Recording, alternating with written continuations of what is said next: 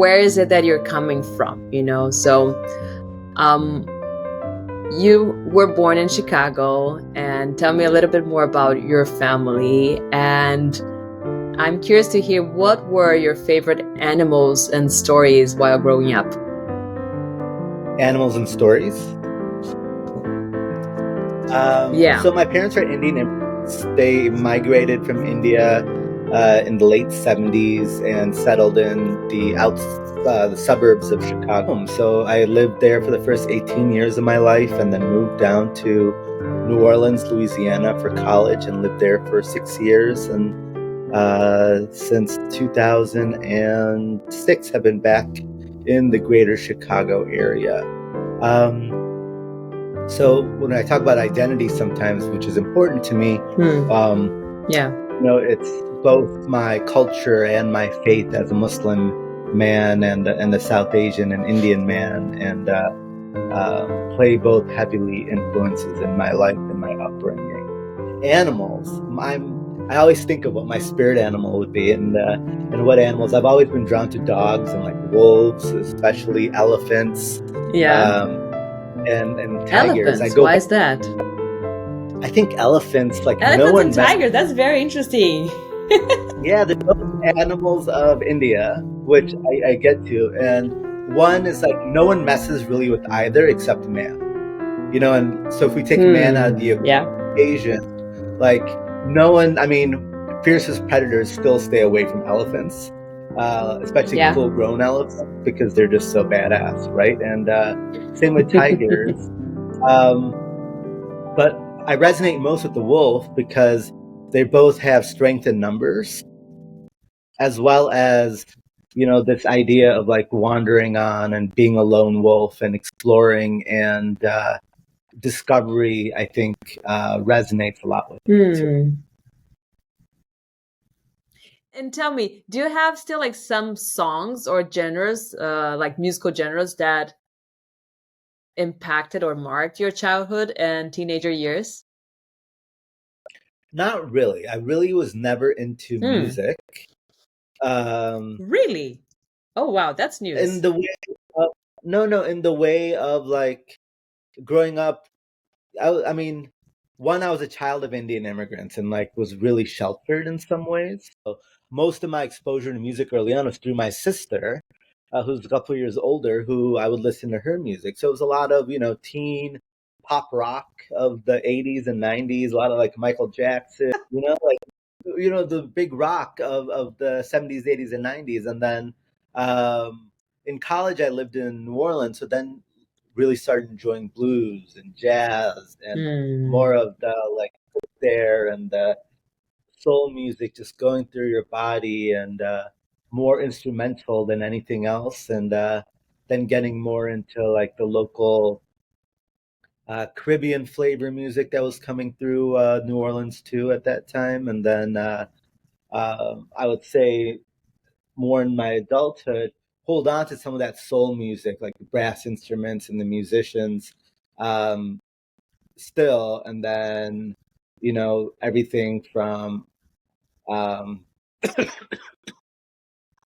these days,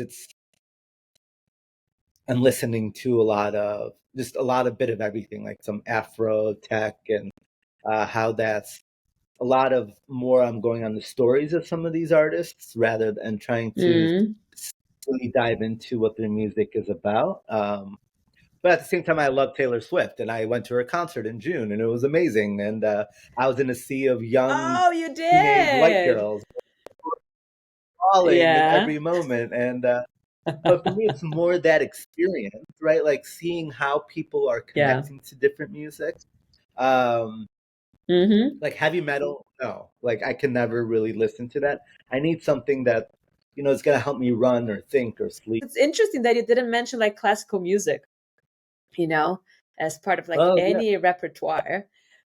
And what I do in the end is sort of like neoclassical, right? But no, I hope you classical. I enjoy mean, like listening to it. I do enjoy classical, and I'll tell you, like, um, one, I think it was just an assumption in my mind that I like classical. and that I don't have to state, but like Mm. it's I think classical is like the frequency of so much of our daily actions can be played on the classical more than so many others. And so when I'm working, I play a lot of classical, all just random. Like, I'm really bad with names, and that's my problem. So I'll just be like, Alexa, play a mix of classical music. Yeah. Relax Yeah. with classical from There we after this. go. Right? So And and then she's she's gonna gonna start. Alexa, Alexa, stop. There you go. And it's Amazing. I beat, so it's um, but for I would say on the flip side, like for a lot of my activism, it's Yeah. the jazz and the blues and the energy music. Like I feel classical doesn't give me that extra energy. Hmm. Interesting. I might share some like interesting things with you then, you know.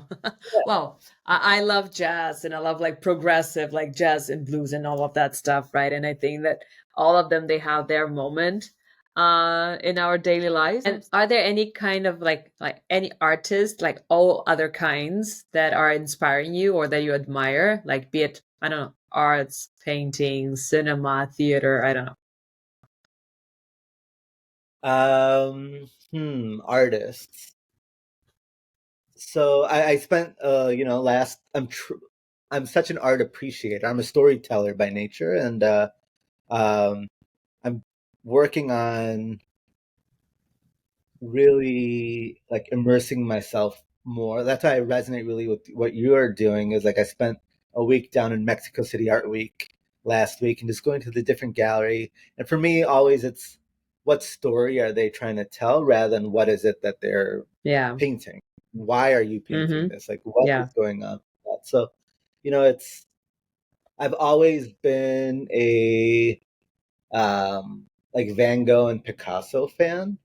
Um, Okay. for the use of colors. I love Banksy and his use of activism in art. Like, I think artists have the ability to really bring about social change in many different methods Yeah. and means. And I really admire those who are able to clearly show that in different ways and express that. And even like with film, right? Like you're talking about impact in media, and I think we live in a society that's so heavily influenced by different media channels, and that I think we have the ability to um, really shift some of the narratives out there through the arts and different channels. So I'm always keeping an eye out on the ways those are depicted. So one example I can give is um, there's the children. What was it called? The Brother's Son.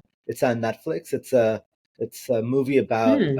Asian, like an Asian crime family, basically, and the son comes to the United States and learns that he has a brother who has no idea he's part of this big crime family. But what's neat about it is that it depicts a Taiwanese and Chinese family, and sometimes they'll speak in their native language. They show culture, but it's still a very American frame, showing that Yeah. the diversity of our country. Because I know if when we were growing up, there'd be tokens, right? Oh, there's the token black character, or the Indian character, or this character. And it's really important to show the richness of our different cultures and communities through these different mediums. Yeah. Very cool.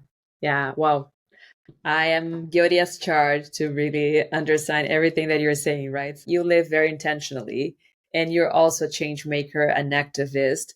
So, what are the changes that you would like to see more in the world? And what do you think the world needs more of? Love.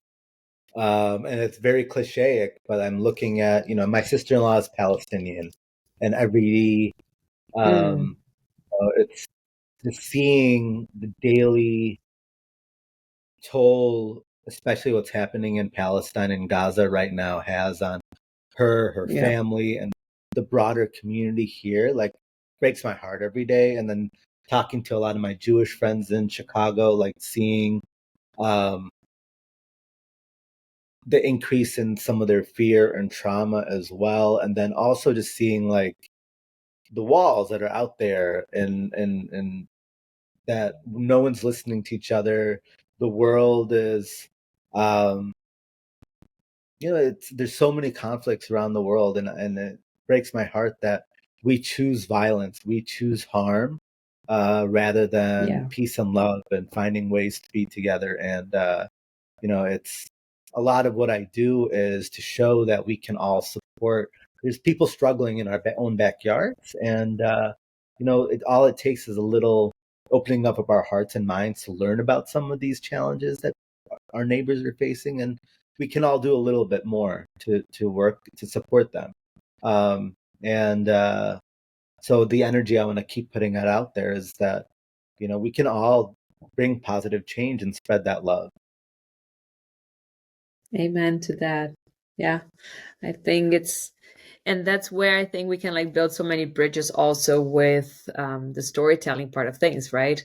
And I think you have been doing this somehow with your TV show as well. And tell me what is moving you right now, and what is exciting you in the present and in the near and not so near future. So in the 1 week from today will be my last day at my official last day at my last job, and December. But I've been just helping them navigate some financial and organizational structure. I'm just setting them up for success in the next week, Yeah. and but I'm really looking forward to. It'll be the first time in my adult life where I don't have a boss, or I don't have like meetings every day. Like I have full control over what I allow in and out of my schedule. Yeah. So I want to do some writing and some reading and just wandering outside and some thinking. And I'm launching my own consulting practice. So just really sitting there and finalizing not what people will pay me to do, but what I want people to pay me to do. And there's a Yeah. little like, how do I want to now um, invest and put my time out there? And my time is the most important thing to me. My relationships are the most important thing to me. So how do I make sure I value those two things first and foremost? And I'm giving myself 2-3 months to figure that out.